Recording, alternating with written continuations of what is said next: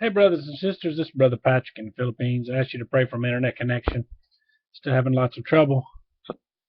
Anyway, there's a dear brother who I've been helping him do some to learn how to study through eSword and all that, and he's done some studying last night. It was nighttime here, overnight, and then he sent me this message. And he wrote, "Dear brother, I have found the link. I was looking for who Pope Francis took his name, St. Francis of Assisi, and I look what I found on Britannica Encyclopedia Britannica. Okay, this is what it says. St. Francis of Assisi, Italian, St. Francisco d'Assisi, baptized Giovanni, renamed Francisco, originally named Francisco di Pedro de Bernardo, Bernardani. So in his original name of St. Francis of Assisi, his name was also Pedro, which is Peter, like Peter the Roman. Okay, Peter. Let's see. Also, he also found that Assisi means meteorite. Okay, and for me that's also interesting because there's been lots of meteorites or meteors that's almost hit the Earth. If I'm not mistaken, what they said. If you see the scientific definition is if you see one in the sky, it's a comet. If it enters into the atmosphere, it's a meteor, and if it strikes the Earth, it's a meteorite. Now, if I remember correctly, but all of those are rocks. And as a matter of fact, I was just thinking about it too. What is a meteorite but a rock that falls from space? And I've made videos before, and I talked about how that there in Mecca, there's a piece of rock that fell from the sky. And then when you read in the book of Acts, there's Diana of the Ephesians, which is, there's a piece of rock that fell from the sky, like a meteorite that they're worshiping there. Okay, why do they do this? Because it reminds them of the fallen ones who came down, those who from heaven fell, which is the definition, of the Nephilim, those who are from heaven fell, the fallen ones. Anyway, and then there's the offspring too, which is the earthbound ones. There's so many different names. There's so much studying that I've done. You can research all this stuff. But anyway, the point is, because I haven't had all my coffee yet this morning, so I haven't got fired up yet. But let's see. The point of this is that, of course, if you look at anybody, you can find a way to fulfill, the prophecy. Like the last pope, the Saint Malachi prophecy for him, the prophecy of the Pope said that he would be the glory of the olive. Well, he took Benedict with the Benedictine order. Their symbol is the olive. But, people could say, well, he just did that on purpose. But another thing, he couldn't have done on purpose. He was born. Pope Benedict was born on the feast of the Benedictine order or whatever on that day, which is, their symbol is the olive, the glory of the olive. There he is, see? So, and just like Pope John Paul II. Because I've got the book Petrus Romanus. I loaned it to my father-in-law. He's had it about 6 months, and he's supposed to be reading it. And I can't remember all the details, but it's like you can research it. John Paul II was born, during a solar eclipse, and then he was interned during a solar eclipse. And his motto is like something to do about the sun or something, So these type of things. So like this guy is even more. There's all these meteors that's almost hit the Earth, and then and then there was the one in Russia that became a meteorite hit the Earth. We've got the this Pan star they're talking about or whatever that's over the Earth. It's supposed to be visible now. I haven't went out and tried to see it. I think this is visible over North America for several nights through the 20 whatever it is, starting since like I can't remember now what day. Just this time there's a meteor that's visible, the Pan star. So Assisi means meteorite. And then a rock. Of course, those are rocks. Just like Peter means the rock. So when he was made the Pope, it was during the time of all these meteorites, all these rocks. So there's lots of connections, and that's the way these prophecies work, brothers and sisters.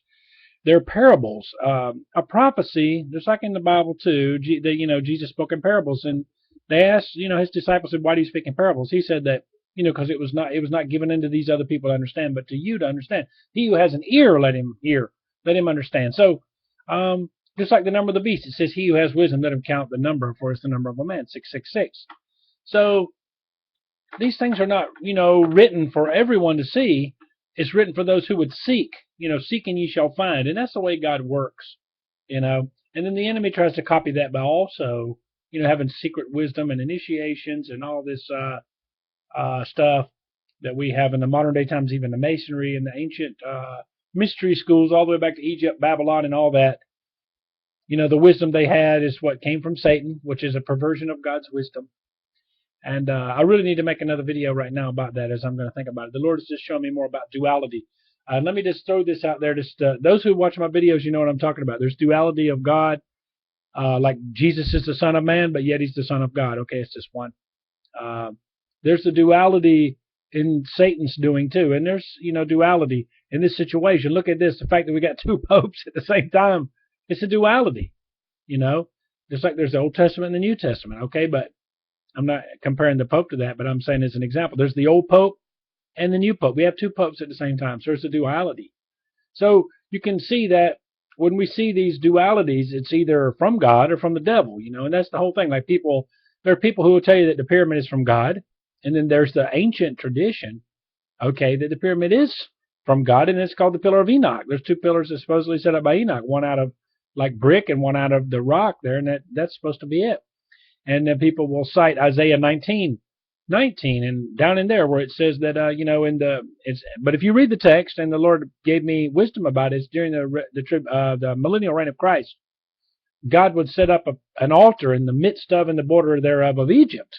Okay, Egypt was used to be divided and on and off again into two different kingdoms, the northern and southern, the upper and lower Egypt. Okay, and then the upper and lower land. It's actually the north is the lower because it's lower elevation. But anyway, so what's on the border of Egypt and in the midst of is the pyramid, because it's on the border of the two different Egypts, but it's in the middle of Egypt as a whole country. So there's support for that. But then there's also support that the pyramids is from the devil or from the fallen angels who build it. So that's where this duality comes in too, where a perversion of God's wisdom and then God's real wisdom.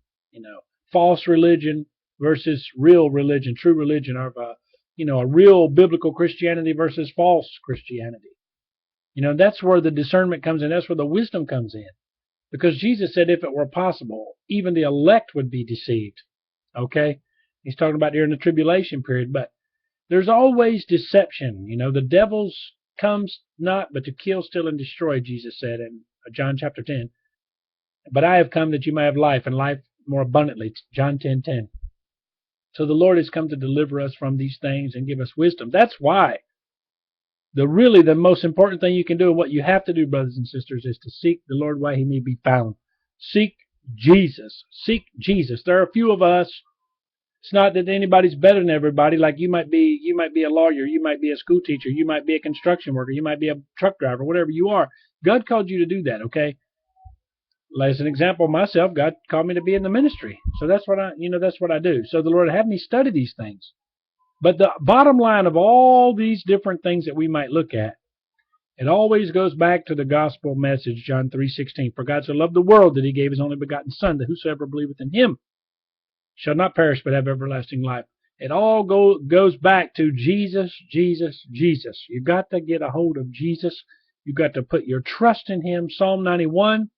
The Lord will deliver us from the snare of the enemy, from the fowler, from the devil, from Satan, the traps of the enemy, like these things that we're talking about are traps of the enemy. How does the Lord deliver us? Or why does he deliver us? I'll say that. Not how, because he's God. Why does he deliver us? In Psalm 91 is the key. Okay, there's two keys in there. He who dwells in the secret place of the Most High abides under the shadow of the Almighty. So if you dwell in prayer, seeking the Lord, loving the Lord, abiding in his love, remaining in his love, you're in the secret place. You're under the shadow of the Almighty. And then what does it say on down there near the end of Psalm 91? It says, I will deliver him and show him my salvation. Why? Because he has set his love upon me. The person, you, have set your love upon the Lord. Then he will deliver you and show you his salvation and give you long life, is what it says, basically. Psalm 91. So that's the key. Set your love on the Lord. Set your mind on things above. Not the second heaven, but the third heaven where the Lord is. And all of this stuff I'm telling you about is the second heaven knowledge. Talking about the wisdom from Satan and from the fallen angels, which was from God originally, but it's been perverted and twisted to give a different gospel. That's the whole point. It's been perverted and twisted to give a different gospel. That's the whole point. So turn to the living God. Turn to the great I Am. Don't look to the second heaven. Look to the third. Brothers and sisters, just pray for me from internet connection so I can have a smooth video that's not choppy. I'm still working on it. It's this Windows 8, I guess, or it's my internet connection. Haven't figured it out. I'm going to try to go to Wi-Fi at the mall and try to upload a video, and if it goes, then I'll know it's my internet connection. Use the same video. God bless you guys, and I'm going to try to make another video and get into deeper to this duality stuff that I'm trying to talk to you about, because that's where the Lord is leading me in, about all this. But you know, it's pretty simple. If he who has an ear, let him hear. There's a duality. There's a false religion, and then there's real religion. Okay, and people need to discern that. You know, it's not about hugging trees. It's not about, you know, not offending people. It's not about everybody getting along and that, you know, accepting everybody's beliefs. I mean, yeah, we don't go out and kill people that don't agree with us, but we must speak the truth in love. I'm trying to speak the truth to you in love. Okay, and that truth is, Jesus said in John 14:6, I am the way, the truth, and the life. No man comes to me except by the Father.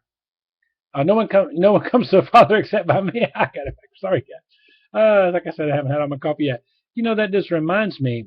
The last thing that the new Pope said, he seems like a nice guy. The last thing he said is that he was going to spend the next day, praying to the Madonna. And he even chose that word. You know, I made a video where the Lord had showed me that the Madonna with child. The Lord kept emphasizing to me not say the Virgin Mary, but Madonna, the Madonna with child. That exact expression, and that the Isis, I saw Isis, and then it morphed into the Madonna with child, and the Lord said these are the same. You know, these two are one and the same. All that Tammuz and all that, these ancient mother and immaculate conception, or not immaculate conception. That's what they say. Mary was born without original sin. That's immaculate conception that they claim. But you know, this virgin with a child, it goes all the way back to Tammuz and all that, and it's in all these ancient cultures. And Egypt is Isis, so they claim that they have a child by a virgin birth. You know, mocking in advance, because God had told Adam and Eve, you know, that your seed will crush the head of the, you know, Satan's seed, the enemy's seed, the serpent's seed. So he's going to spend the day praying to Madonna. Now I just ask you to honestly think about this. Who is the author and finisher of our faith? Where, it's not about Bible verses, but there's no way, shape, or form that you can take the Bible. Let's just look at the New Testament. The Old Testament's even more. Let's just look at the New Testament. There's no way, shape, or form you can take the New Testament and come up with the concept that you need to pray to the Virgin Mary all day. There's no biblical concept that would exalt. There is no name under heaven where we might be saved but Jesus Christ. There's no name exalted in the New Testament but Jesus Christ. And he calls his Father, Father. Our Father which art in heaven, hallowed be thy name. And Jesus said, anything you ask the Father in my name, I'll do it, that my Father might be glorified through the Son. There's no way, shape, or form anyone could come up with the idea that you need to pray to any dead person, any saints, any of the apostles, anybody. There's no way, shape, or form you could ever come up with that doctrine from the Word of God. That is totally, totally unbiblical. Not even one iota percent that you could misconstrue God's Word to say that.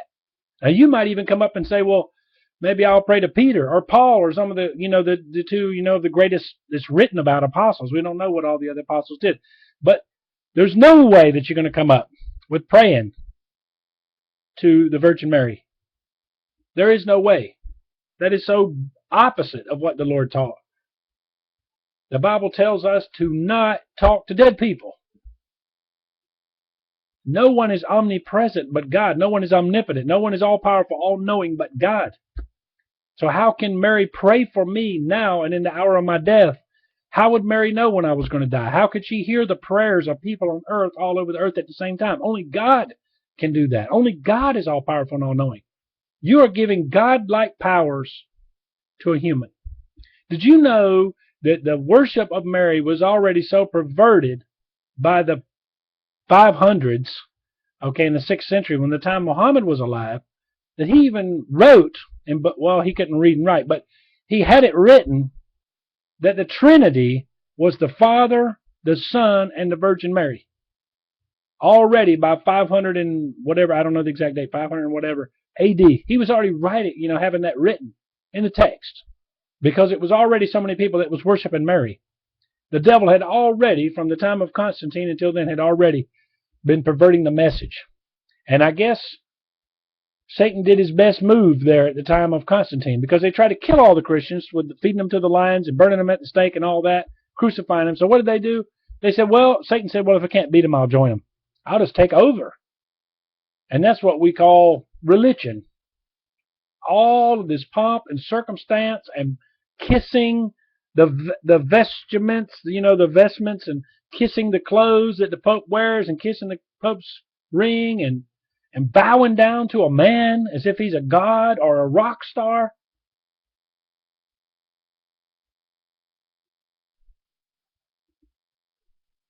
I'm not on here to win a popularity contest. They crucified Jesus, and I don't want no one to be turned away from the Lord, but we have to speak the truth in love. I have to put out the truth, and then, I have to call the people that subscribe to me. I have to cut it back. That's why every once in a while the Lord will lead me to make a message about the Judaizers, and then those Judaizers who had started subbing me, who didn't know I wasn't a Judaizer, and then it just, removed them from subscribing to me. And I guess the Lord will do the same thing with those Roman Catholics who will continue to support blasphemous doctrines. I am not perfect, and I'm a sinner just like everybody else.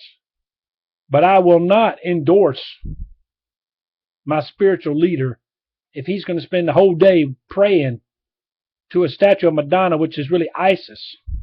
And anyway, it's not Jesus. If he's not praying to the Father in Jesus' name, anything else is from the evil one. God have mercy on you. May you have ears to hear. Open your ears. May the Lord unbind all that religion off of you right now in Jesus' name.